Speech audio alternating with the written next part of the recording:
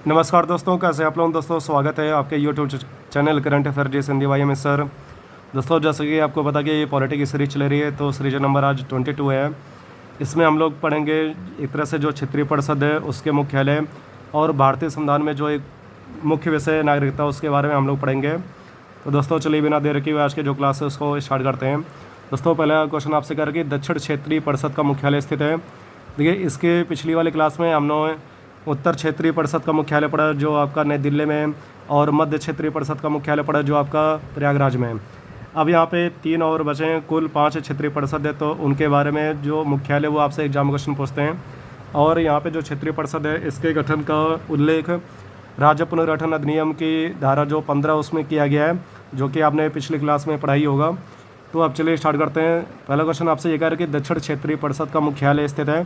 तो दक्षिण का जो क्षेत्रीय परिषद है उसका मुख्यालय कहाँ पे स्थित है, वो आपका चेन्नई में है। ओके दोस्तों, फिर इसी प्रकार से पूर्वी क्षेत्रीय परिषद का मुख्यालय स्थित है, तो उसका मुख्यालय कोलकाता में स्थित है। कोलकाता आपको पता है कि वेस्ट बंगाल की कैपिटल है, कोलकाता में। ओके दोस्तों, फिर नेक्स्ट क्वेश्चन है कि पश्चिमी क्षेत्रीय परिषद का मुख्यालय कहाँ पे स्थित है। तो इसका मुख्यालय मुंबई में स्थित है, और ये किसकी राजधानी आपको पता ही होगा, महाराष्ट्र में है, महाराष्ट्र की राजधानी है। फिर भारतीय संविधान कैसी नागरिकता प्रदान करता है। तो हमारा जो भारतीय संविधान है, ठीक है, सभी व्यक्तियों को एकल नागरिकता प्रदान करता है। ओके दोस्तों, क्योंकि यहाँ पे भारत के जितने भी नागरिक हैं उन सभी के पास एकल नागरिकता है, सिंगल सिटीजनशिप है। क्योंकि हम सभी जो नागरिक हैं वो भारतीय हैं, ठीक है, वी आर इंडियन। जैसे हम लोग ऑफलाइन फॉर्म भरते हैं तो उसमें एक तरह से आता है नेशनलिटी का ऑप्शन आता है कि नेशनलिटी आपकी राष्ट्रीयता क्या है, तो उसमें हम लोग लिखते हैं इंडियन ही। इसका अर्थ है कि हम सभी भारतीय हैं, ठीक है।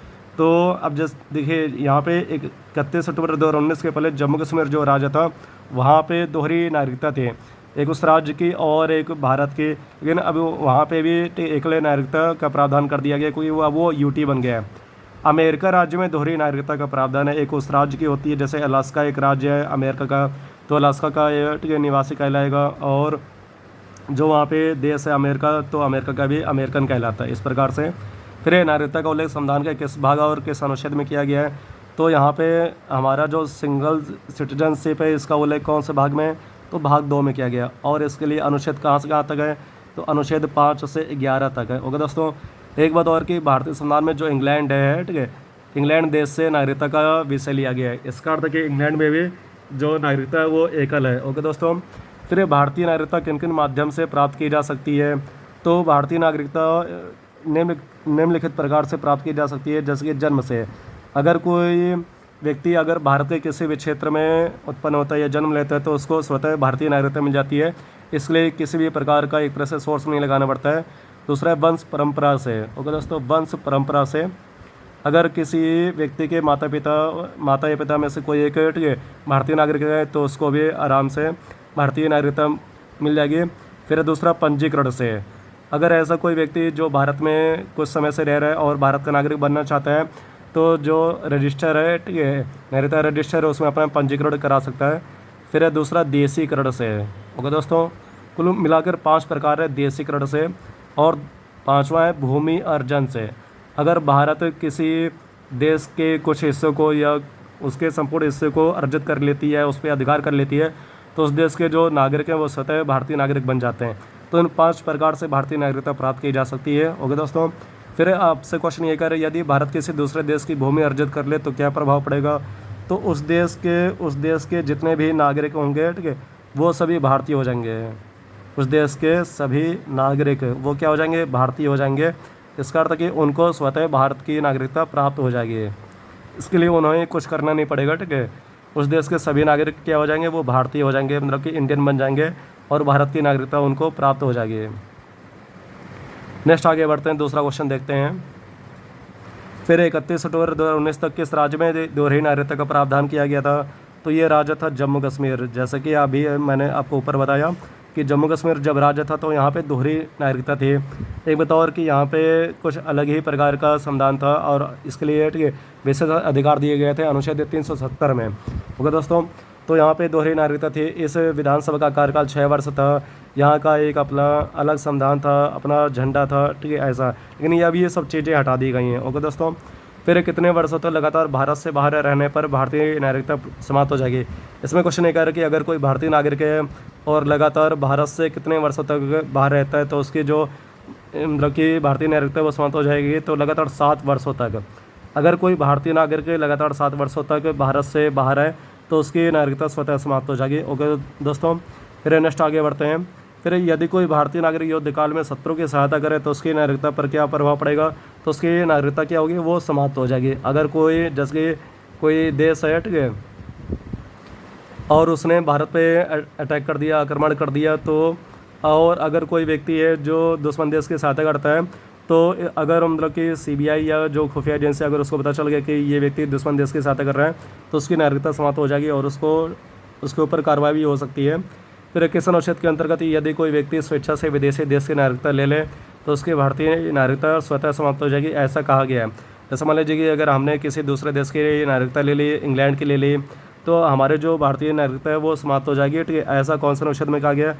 तो ऐसा उल्लेख अनुच्छेद 9 में किया गया है। अनुच्छेद 9 ये कहता है कि अगर कोई भारतीय नागरिक है और किसी दूसरे देश की नागरिकता ले लेता है तो उसकी भारतीय नागरिकता स्वतः समाप्त हो जाती है।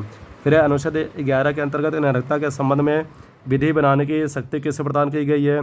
तो विधि बनाने की जो शक्ति है, ठीक है, वो किसे प्रदान की गई है? तो संसद को प्रदान की गई। ओके दोस्तों, संसद इसके संबंध में कानून बना सकता है। फिर नेक्स्ट आगे बढ़ते हैं। किस समिति के सुझाव पर सजेशन पर नागरिकता संशोधन विधेयक 2003 संसद में पारित किया गया? तो यहाँ पे लक्ष्मीलाल सिंधवी। ओके दोस्तों, यहाँ पे ठीक है, व्यक्ति का नाम क्या है? लक्ष्मीलाल सिंधवी समिति।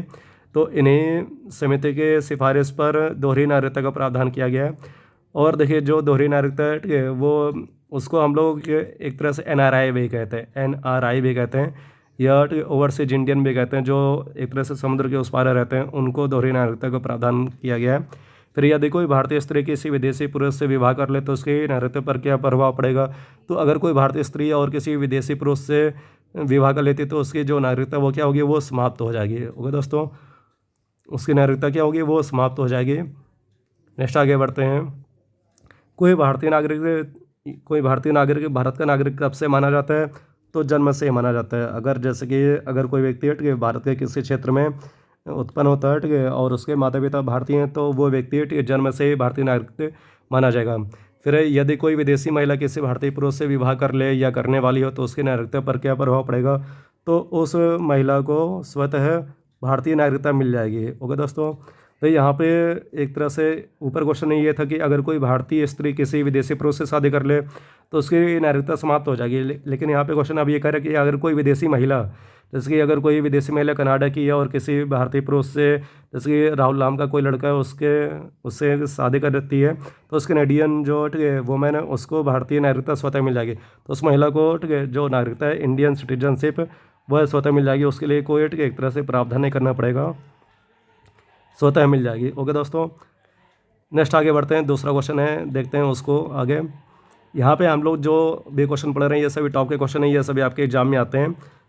ये सभी जो कंटेंट है हमारा जो भारतीय संविधान का भाग 2 है और अनुच्छेद 5 से 11 उसके संबंध में नागरिकता में संशोधन करने का अधिकार किसे है? तो ये अधिकार किसे दिया गया है? संसद को दिया गया है। ओके दोस्तों, तो इस प्रकार से जो यहाँ पे एक तरह से हमारा मुख्य विषय था नागरिकता, सिंगल सिटीजनशिप, उसके बारे में हमने अध्ययन किया।